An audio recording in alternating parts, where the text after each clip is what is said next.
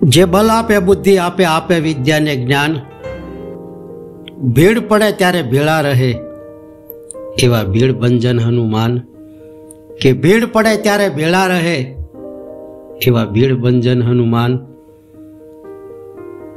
તો આજે આપણે સાંભળીએ ભીડ ભંજન હનુમાનજી દાદાની અનોખી કથા। તો અનોખી કથા એટલે તો કહેવાય છે કે આ ભારતમાં હનુમાનજી દાદાની મૂર્તિઓ તો કે લાખો હશે, કારણ કે જોવા જઈએ તો લાખો મૂર્તિઓ હનુમાનજી દાદાની જોવા મળે। કેમ કે ભારતમાં એક પણ ગામડું એવું નહીં હોય કે જ્યાં મંદિર ન હોય, પછી ભલે મંદિર કોઈ દેવી દેવતાનું હોય પણ કે હનુમાનજી દાદા તો જોવા મળે જ। પછી ભલે દાદા કે મંદિરમાં બેઠેલા હોય કે નાનકડી એવી દેરીમાં બેઠેલા હોય, પણ હનુમાનજી દાદા તો જોવા મળે જ। કેમ કે પહેલા ગામડાઓમાં એવી અંધશ્રદ્ધાઓ હતી, અંતરિયાળ ગામડાઓ હતા,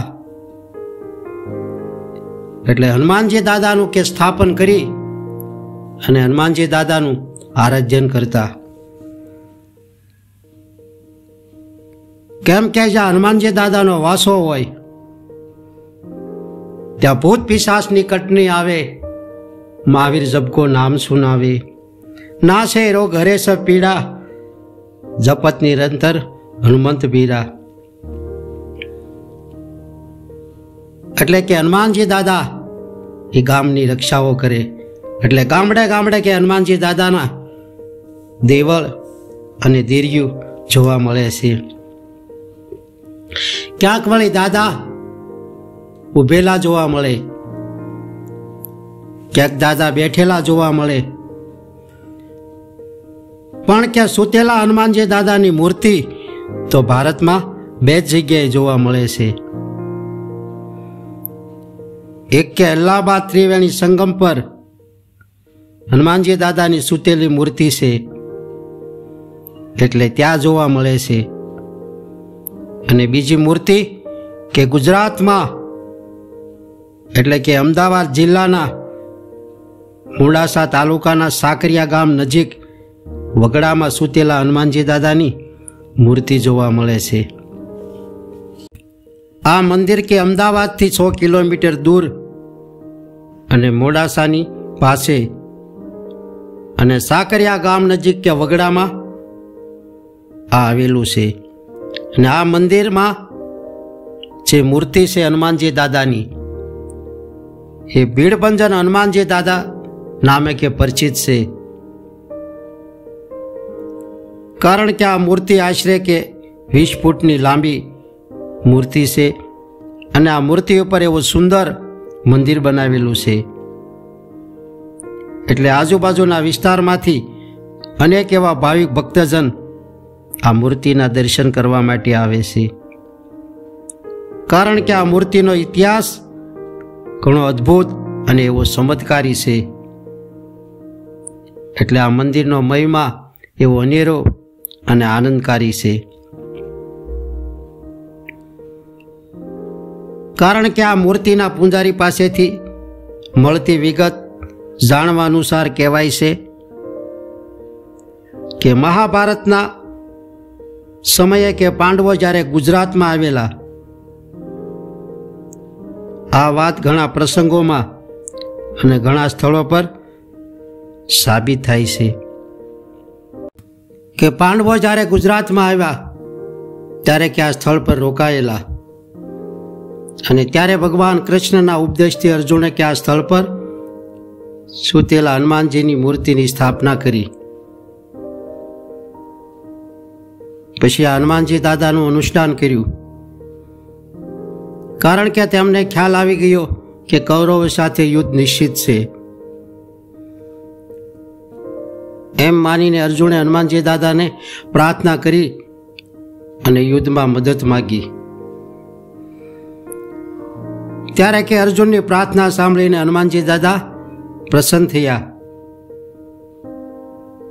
ને અર્જુનને કીધું કે તું યુદ્ધની ચિંતા ન કર, કારણ કે યુદ્ધના સમયે તારા રથના સારથી કે ભગવાન કૃષ્ણ બનશે અને હું તારા રથની ધ્વજ એટલે ધજા ઉપર સ્થાન લઈશ. એટલે તારી સામે દુર્યોધન, કર્ણ જેવા અનેક મહારથીઓ આવશે, છતાં તારા રથને કોઈ તલભાર પણ નહીં હટાવી શકે.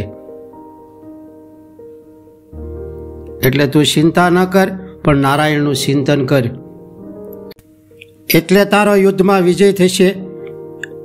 આવી કે હનુમાનજી દાદાની વાત સાંભળીને અર્જુન એવા નિર્ભય બની ગયા, કેમ કે આ વાત હનુમાનજી દાદાના મુખમાંથી નીકળેલી હતી. એટલે તેને આ વાતમાં પરિપૂર્ણ વિશ્વાસ હતો. એટલે અર્જુન કહે છે કે જેમ આપને ટેકાની જરૂર નથી અને ધરતીને શેડાની જરૂર નથી, એમ જેના રથના સારથી ભગવાન કૃષ્ણ હોય અને રથની ધજામાં હનુમાનજી દાદાનું સ્થાન હોય, એને આ જગતમાં કોઈથી ડરવાની એને જરૂર નથી. આ વાત સાંભળતા